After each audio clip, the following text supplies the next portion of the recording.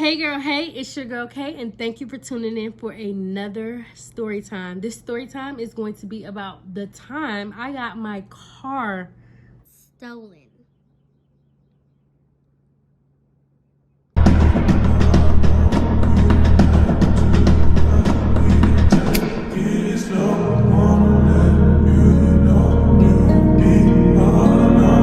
Hey y'all, let's get into it. So pretty much, one day I was at work and it was sunny as heck outside, and I worked and lived at the time in Daytona Beach, Florida, and I worked at Walmart. You did not know, I worked at Walmart, and I was on my break in my car. I am chilling, eating my lunch or whatever in the car, watching Netflix or YouTube probably at the time. And it just so happened that as I was getting out the car, it started raining. And I mean, raining. And mind you now, I'm so close to the door, but still far enough to where it's like I could run back to the car to go get my umbrella. And then I was thinking about, because I really had about 3 more hours left on my shift, and it looked like it was gonna be raining for the rest of the day. So I was like, you know what, let me just run back to the car and get my umbrella before it started raining harder. Y'all, by the time I made it to my car to get the umbrella, it started pouring. Cats and dogs. Literally cats and dogs. So I'm like, yo, what am I about to do about this rain and me trying to hurry up and get in the car to get the umbrella? Y'all, why the heck did I get the umbrella? And at the time, I wasn't thinking, but I'm not even gonna tell y'all yet. I'm gonna just lead into it to tell y'all when I realized it. So I had a bunch of stuff in my hand. I had my lunch bag, the umbrella, and I'm like, okay, let me lock the door. And I didn't have one of those keys where it had a fob. I had one of those keys where I had to literally manually unlock and lock the door, the car door. Y'all. So I'm like, okay, let me run back inside. So I grabbed the umbrella and all that stuff. I got all this stuff in my hand. Can't even keep up with what's really in my hand and what I done put down and all that stuff to even, couldn't even keep up with what all I had in my hand at the time. So I finally have enough, you know, stuff in my hand, and I'm running back inside the Walmart to go back to work for my last 3 hours of my shift. So now I got inside and I'm getting back to work. Y'all, fast forward to me clocking out to go home. Now, if you know, Walmart usually, your smock usually has 2 pockets, one on each side of your body. So I'm, you know, filling my pockets, and I'm walking out the store, phone in my hand, I'm scrolling, you know, probably checking Instagram, TikTok, whatever the case might have been at the time, because this is in the prime of COVID too, by the way. So I get to my car and I'm, like I said, reaching in the pocket for what I think should be there, and it's not there. But I look around as I look up, and I'm like, I know I parked right here. Y'all, my car was nowhere to be in sight. Like, I did not see no car that I knew I parked there. It wasn't in sight. So I'm like, okay, did I move the car on my lunch break? Because see, I typically park in this same spot. At the time, I would park there every day, and there was no car there. So I was just like, wow, like, where the heck is my car? I'm feeling my pockets. I feel no keys. I'm starting to panic at this point.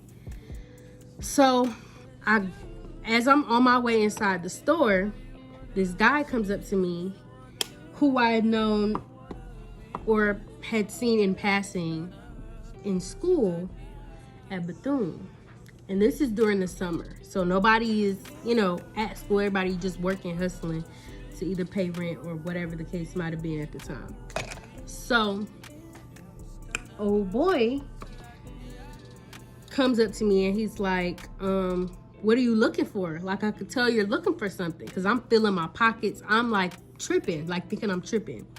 Y'all, why this boy says, are you looking for your keys to your car? And I'm like, how do you know that? Like, yeah, I'm looking for my keys to my car, but how do you know that? And he's like, oh my God, that was your keys in your car? Y'all, when he said that, my heart instantly fell to the floor, because it's like, what do you mean that was my car and my keys? Where are they? He was like, oh my God, his eyes got so big, and he's just like, oh my God. Like, I don't even know what to tell you, like, right now. And I'm just like, what do you mean you don't know what to tell me? Like, where's my keys? Where's my car? So then he goes on to say, like, I don't know, like, damn, like, I didn't know that was your car. I didn't know that was your keys. So, you know, I'm at this point walking into the security door. And if you know anything about Walmart, I'm sure you've been in Walmart. So, you know, like, when you first walk into the store through the double doors, there's usually a gray door in the corner somewhere where the security guard usually will sit and will have like the cameras and everything pulled up on the computer screens and monitors in there. So I'm knocking on the door because he not telling me what the heck is going on, and I'm freaking out at this point. So I'm like going in there, going in the office, and I tell them, like, I think my car got stolen.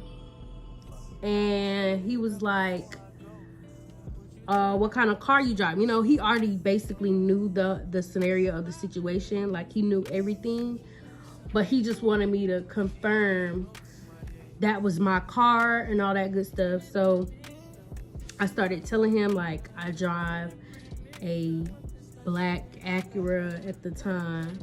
And he was like, yeah, so apparently that was your car, and you left your car keys in the car door. Mind y'all, remember I said it was pouring rain and I had a bunch of stuff in my hand. Couldn't remember what all I had in my hand, and usually I slide my keys in my smock, but this time I didn't do that. It was in the car door in the pouring rain. So the guy apparently that had just came up to me, we'll name him, because I didn't give him a name, but we'll name him Terrell. Okay, Terrell comes up to me again, like, he comes in the office because the security guard done call him in there to ask him, and he's the buggy pusher basically. And he comes in there and he was like, yeah, I just was saying, like, oh my God, I didn't know that was her car type situation, and I didn't know what to tell her. So again, he's pushing buggies, while when he was talking to me, he was pushing the buggies in. So he was like, yeah, I didn't know that was your car. I didn't know that was your keys and all that stuff. And I didn't know that it was an employee. And I'm just thinking to myself, like, why didn't you say something beforehand so that, you know, this could have been mitigated? But again, my silly behind making stupid mistakes like this one, and then got my car stolen.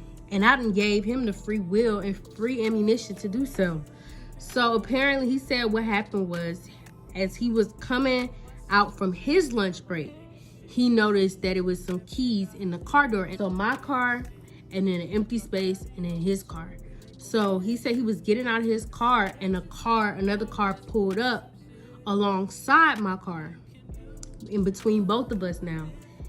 A dude gets out the car, and prime of COVID, he has a mask on, so you can't really see his face. But he said he turned to the guy as he was walking past the car, because he realized that there were keys in the car door. But again, he didn't realize which car that the guy really came out of for real. He just saw him standing in between my car and the other car that had just pulled in. So he wasn't too sure as to what was going on. So the guy Terrell now turns to the guy. We'll name him Dre. Dre, okay? So Terrell turns to Dre and says to him, "Are these your keys? Is this your car? You left your keys in the car door." And, the guy kind of looks, and then he's like, "Yeah." And then he grabs my car keys out the car door and then pretends as if he's going into Walmart to go grocery shopping. And he left a woman and her child in the car that they originally apparently got out of. But he didn't know this at the time. So he then told me like the guy looked familiar to him, but he isn't too sure. He said because this boy Terrell is from Daytona and he also went to Bethune-Cookman at the same time that I did, he was like, he looked familiar, but he wasn't too sure if he knew him for real or not. Like, he looked to be his cousin, y'all, his cousin. So when he said that, I was like, yo, this sounds like a setup. Like, how you not remember what your cousin looked like? To me, that's just weird. Like, what? Who don't remember what their cousin looks like? So he was like, yeah, the dude looked familiar, but again, he had a mask on. So I was like, I was giving him the benefit of the doubt. I was like, yeah, maybe he didn't know him or whatever. And then the security guard was like, yeah, you just gonna have to call the police and file a police report. And he was like, we've been waiting all day for somebody to come forward about this situation, but nobody came forward. And, and I'm like, we work at Walmart. Why wouldn't y'all, like, when he came in and told you about the whole car situation, because apparently the boy Terrell went in and told the security guard about the keys being in the car door right when it happened. But he was like, somebody took the keys and he wasn't too sure again if that was his car or not or whatever. But at that point, I'm like, why wouldn't y'all get on the intercom and say, because you watch the camera back, you see when he takes the keys, you see all of that, why wouldn't you read the tag number or whatever to the car or call out the car so that then I would have came forward. And all of that wouldn't have, my car wouldn't have got stolen. But whatever. It was what it was. I just had to deal with the fact that my car was about to, it was gone. So I literally, I get outside and I'm waiting on the police to come. I'm telling them there's like, it's going to be a minute. So I'm waiting about 30 minutes trying to figure out, like, first of all, how am I going to get home? Not that I live too far, but it was not close enough for me to walk. And, when the police came, took my information, filed a police report, and told me that I would have to come down to the precinct to write a statement as to what happened. And, me telling everybody, like, I left my... You leaving? No, I'm going to the bathroom. Oh. Me telling the security guard or the police officer that I left essentially my keys in the car door, they're looking at me like, oh, you gave them the car. Like, how did you manage to do that? You know what I mean? And I'm just thinking to myself, like, do you think I really did that shit on purpose? So I'm explaining to them, like, I had a whole bunch of stuff in my hands and I was, trying to rush because it just started pouring raining on me. And that's how it happened. And now I got to call my parents and tell them, like, what's going on. Y'all, when I tell y'all I got the cuss out of the century, my dad, I can't even remember all the stuff that he said to me, but it wasn't pretty. He ate me alive, like, for real, ate me alive. My mom, she was just like, how could you be so stupid? Like, that was so dumb of you. How, like, why would you leave your cars in at this point, them yelling at you and cussing at you and stuff like that is just only making the situation so much worse. So I'm crying now because I'm like, what am I gonna do? I'm out of a car. I don't know how I'm gonna get my car back. What if he commits a crime in my car? Obviously, if he's willing to steal my car, he's willing to do anything. So who's to say that he won't commit a crime in my car? And now they're looking at me like I'm the one that did it because it's my car and the car is registered in my name and all that foolishness, right? So I ended up, police ended up leaving, whatever. My parents don't cuss me out. They like, well, you need to figure it out. What you gonna do? You need to figure out I know you better be going to work. So thankfully, the next 2 days, this happened on a Monday. So Tuesday and Wednesday, I did not have to go back to work. So I was like, we're gonna have to figure out how I'm gonna find my car. The police was like, we'll give you a call if we see your car. And I'm like, I know y'all got more shit to fry rather than to be worried about where my car is at and who has it and all that good stuff. So and then they were like, well, we're gonna go ahead and just be able to give you a call. So just make sure you have your phone on and available. They're asking like, do you have a spare key? In the event that we do find a car, you're obviously probably not gonna get your actual car keys back, but you'll be able to have a way to get in and out of your car. Thankfully, I did have a spare key, but at the time, I didn't know where the hell it was at. That was the tricky part right there, that I didn't know where the heck the spare key was at. So I thankfully had family that was down there with me, so I was able to get a ride home. So I got a ride home or whatever, and I called my friend, my other friend, who would, you know, later down the line, I found out in the story that, or not in the story, when the situation happened, I called her, she didn't answer the phone, but she ended up calling back, letting me know like, yeah, I'm off tomorrow, so I can take you to go looking for your car or whatever. So she ended up coming to get me, and I was like, we gonna drive. And if you know anything about Daytona, the hood is the hood. Like, there's definitely a hood just like there is in any other city. So we were like, we're gonna look in South Daytona. We were gonna look on the Ave where my school was at the time. Like I said, this is summer, so there's nobody in school. And she ended up picking me up. We went looking. It was her. We're gonna name her T, and then we're gonna name her girlfriend D. So D and T came and picked me up. We get in the car and we go looking for my car. We're going in these apartments, these hood ass apartments, shambles, but my car was nowhere to be found. We went in like some townhomes looking for my car, nowhere to be found. Then I was like, okay, the last stop will be on the Ave where the school is. And now the Ave is pretty long. So we get out there and we pull up to where there's this 2 known restaurants in Daytona. One is called Bethune Grill and the other one's called CJ's. So now we get to the corner where Bethune Grill is. On one side of the street, Bethune Grill and CJ's. On the other side of the street, there is a car detailing spot. And it's nothing but a bunch of older niggas out there, right? So as we're coming up on this car detailing spot, I see my car backed in to this car detailing spot. So I tell D at the time, who was driving, to pull in but block the car in so that the person, whoever stole my car, wouldn't be able to try to get out and like flee the scene in my car. So yeah, very risky. So a guy walks up to us while we're standing up in front of my car, and I'm examining. I'm like, yeah, this is my car. I see my tag, Georgia tags, obviously, because I'm from here. You leaving? Goodbye. Yeah. Have fun. See you later. See you, YouTube. I'll be back later. I'm dead. Maybe. I'm going to fuck over. Yeah, all right.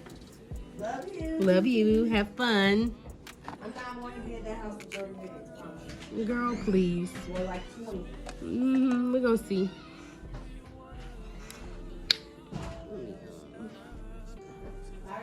Bottom lock is locked. Okay, thank you.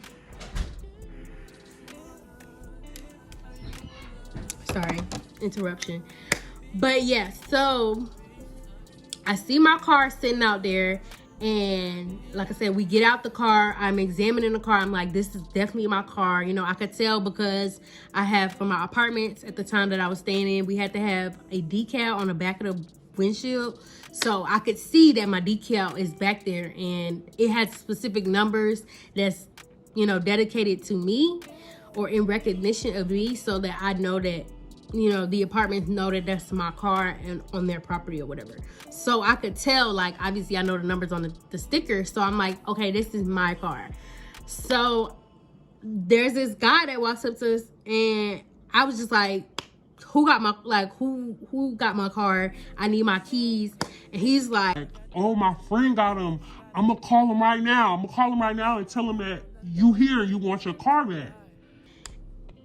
And then he flips it, and then he goes, he told me, you know, he just came from Atlanta, so he drove the car down or whatever, and he just got out of jail and stuff like that. Like, just give me a whole hoopla of stuff.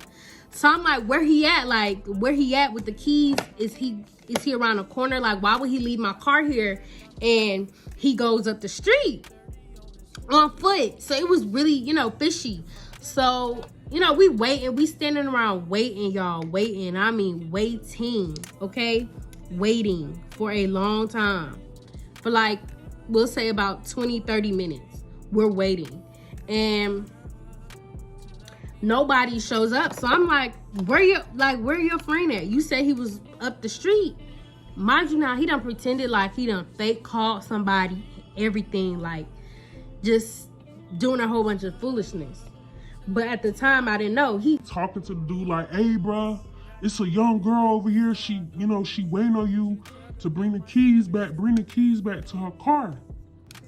And I'm just thinking to myself, you just told me that this friend of yours just got out of the jail in Atlanta and he drove the car down from Atlanta. You telling him something totally different. So I'm just like, this something ain't adding up, but I ain't really too keyed to the situation yet, right? Because emotions are high. Like, I found my car, adrenaline is rushing because I'm angry. Like, I'm pissed because I just hate that, you know, you got people that work hard for their stuff, and I'm one of those people that work hard for their stuff. Yes, I made a stupid mistake, but it's just like, why would you steal from me? And you could see, obviously, my lanyard was a Bethune-Cookman lanyard that was on the keys. So you knew that I was young. You knew that I was a student, and you took advantage of that situation. Instead of being an honest civilian and just going inside and taking the keys in there and be like, hey, you know, somebody left their keys in their car door. You stole my keys in the car. Like, be fucking for real. But anyway, so he pretends like he's calling the dude. He's walking around in circles, but he's yelling to dude. Yeah, you know, we standing up here right now in front of the car, so you need to hurry up. Y'all, I kid you not.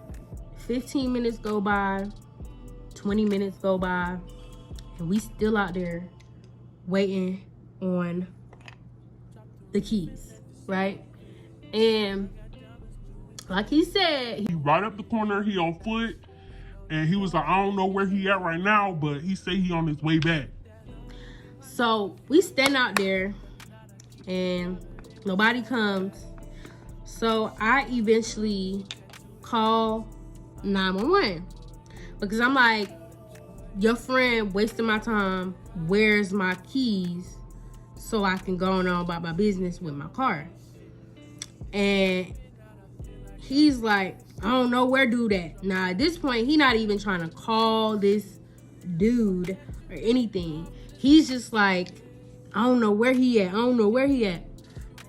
And I'm just like, what do you mean you don't know where he at? Like, how y'all together and you don't know where he at? You've been riding around in my car with your homeboy and you don't know where he at? And now I done examined the car, like I could see fingerprints and everything on it. So I'm like, yeah, when the cops come, because I'm one of those people, like I get my car cleaned out faithfully.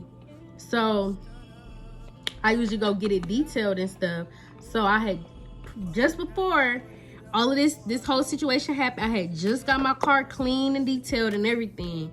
So I knew like that I didn't put those fingerprints and stuff all over the car like how it was.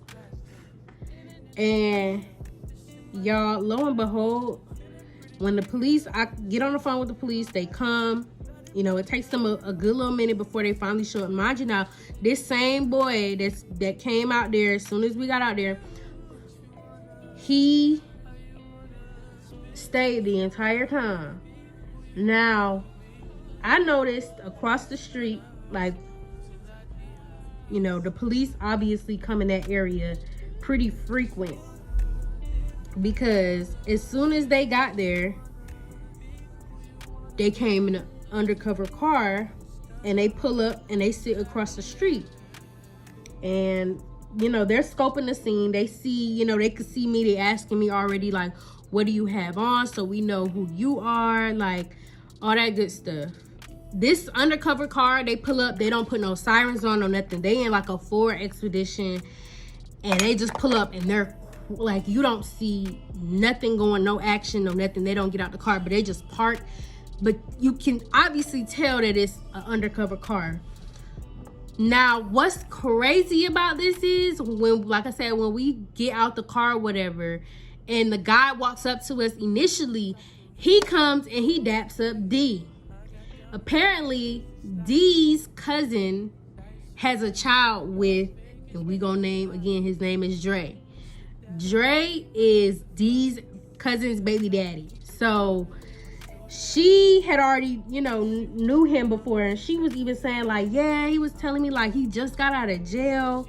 He just got out of jail. But we didn't know this until after the fact, because I was in a car talking to the police. But while they were talking, he was saying how he just got out of jail or whatever, right? So the police come. Finally, it's some more cop cars that pull up. They're, you know, they got their sirens on. As soon as they get out the car, as soon as the police come with their sirens and everything, because they called back up in, they come. And as soon as they get out the car, like, they done swerved on the street. Like, this looked like a whole drug raid. Like, when I tell y'all, it was, like, all jokes aside, if I did some shit and I knew that all of this was gonna go on, but apparently, see, I didn't know that they had cameras, like, on the street, so they already knew what the fuck was going on before they got there type shit. So, like I said, this area it's a bunch of niggas standing outside, detailing cars. Like, this is a lit spot for Daytona, okay? So, hold on, and so once the police, you know, got out the car, whatever, the dude magically just walks off. When I tell y'all, he walks off so suddenly, but it's a whole bunch of cops, you know, coming up to my car. They're coming out with like the fingerprint stuff. They're like, this is a whole like crime scene, literally. Like, it's a whole bunch of shit going on. So the police officer is like, you sure you have your spare key and all this stuff? And I'm like, yeah, I have my spare key. And he was like, do you have it with you? I was like, no, it's at my apartment. So they like, you know, we're going to have to tow the car. Like, you're going to have to move the car. You can't leave it here on their property after all of this is going on. They're not going to, you know, you could ask the owner, like, are they going to let you leave your car here? I was like, I don't want to leave my car here. But at the time, I did not want to have to pay the $75 that they were asking for me to tow the car back to my house, right? So, but ended all, I had to do it all in all because it was like I didn't have a choice. I'm fucking up real bad right now, but it is what it is. So the police officer get there and they, you know, they telling me like, yeah, you know, you're gonna have to get it towed. They got some getting the fingerprints off the car. Like I said, the boy Dre, he done disappeared, y'all. He done disappeared, but we didn't even like peep that he disappeared.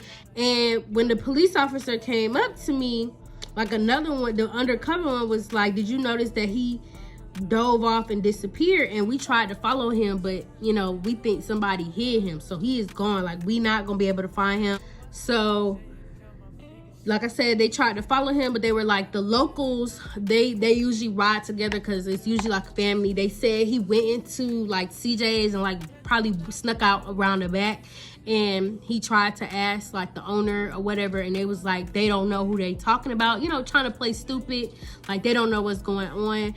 And then I had to stand there and wait until the tow truck came to tow my car. And at this time, the police had done left. I went to the ATM across the street. Thankfully, there was like a little local shop, stop and shop kind of set up that I could go into and ask them for an ATM. I was able to use the ATM, and you know, they asking like, what's going on? Did they get raided? You know, local people that are in the store are asking me all kinds of questions like, what's going on? What happened to your car? You know, why did you have the police come? You know, they're asking 1,000,001 questions, and I don't know what to tell them. I literally had no idea what to tell them at all. So I was just like, you know, my car got stolen. Actually, my friend T had ended up coming up in there with me, and D stayed by the car. And they was, you know, she was like, he was referring to himself, and that's when everything clicked. Like, we realized he was referring to himself, or even down to the point where he was saying how his friend had just got out of jail. We realized then that he was referring to himself. He had just gotten out of jail and he stole the car. And y'all, I'm just lucky that I was able to get my car back literally the next day. And the police was like, yo, you're lucky, like you were able to go out there and find your car. I was like, I'm not finna sit around and wait on y'all to do y'all job, because clearly y'all wasn't doing it. The car should have been snuffed out. Like, come on now. I don't understand how the heck y'all couldn't find a car, like y'all wasn't looking for it. And it's crazy because there's so many people that I know that have done hit and runs in Daytona and have all gotten caught because of the cameras. So you mean to tell me you wasn't gonna find somebody that stole a car, or you just didn't want to? You wasn't that busy, because if it was a hit and run, you would have did it. But because it's something like a stolen car, you really don't give 3 fucks about it. So I had to do what I knew best, go find my shit myself.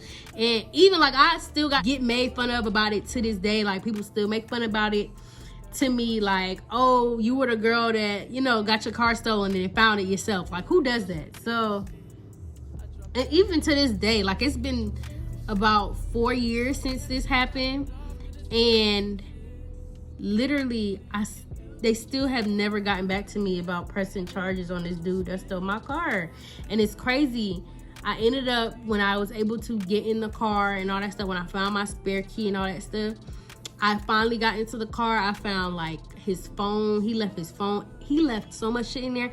And that's what further solidified that he was the one who stole my car the entire time, because it was his picture that was on the phone. People was calling his phone, everything. And I was so tempted to like answer and tell them, like, if he want his shit, he need to bring me back my regular keys and bring me back all the shit that he stole.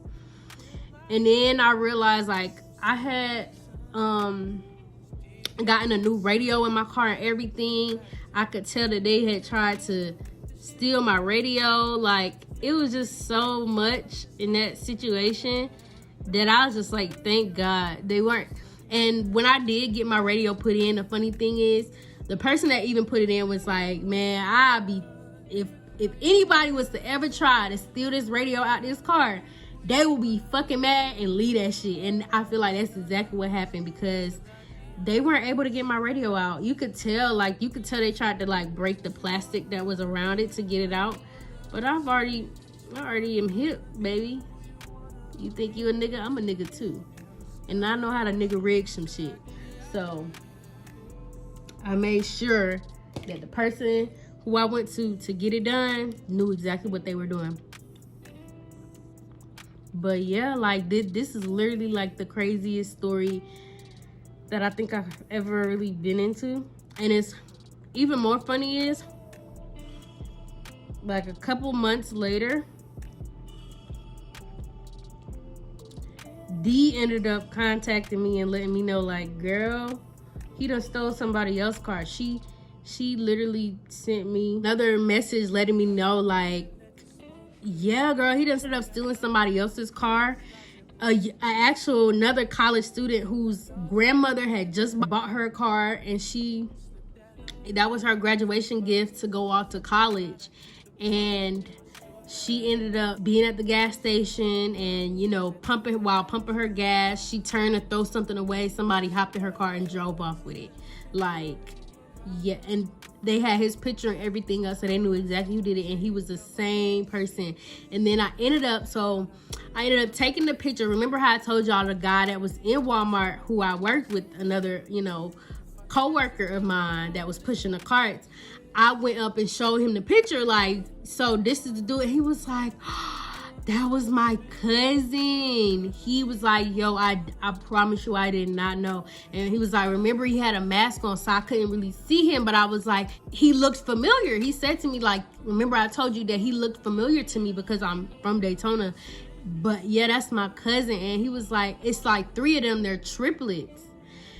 And they all look the same, so you never really tell. And they all do the same, you know, crazy stuff like stealing people's cars and hitting licks and kicking in doors and shit like that. So he was like, honest to God, I really did not know, and I'm so sorry. He was like, but I'm just glad you got your shit back. You know, we ended up chopping it up, but I was just like, that's crazy. Because I did initially, when he said he knew him, I'm like, did y'all plan this? Like, did you call this dude and tell him to come do that shit? But y'all, that's how he was running around hitting licks, stealing people's cars and shit.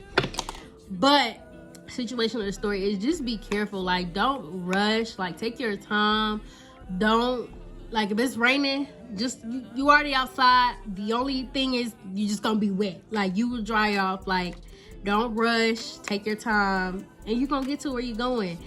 And I'm just glad that situation could have ended worse. Like, my car could have gotten stolen. He could have hit a lick, robbed a bank or something crazy in my car. And they looking at me like I did it. And at the time, my windows on my car was tinted. Like, I mean, dark. So you wouldn't have been able to see if anybody was in the car. And he had his homeboys. You could tell they was in there living it up in my car for 24 hours. They was living it up. But I will never, that's the time that my car got freaking stolen.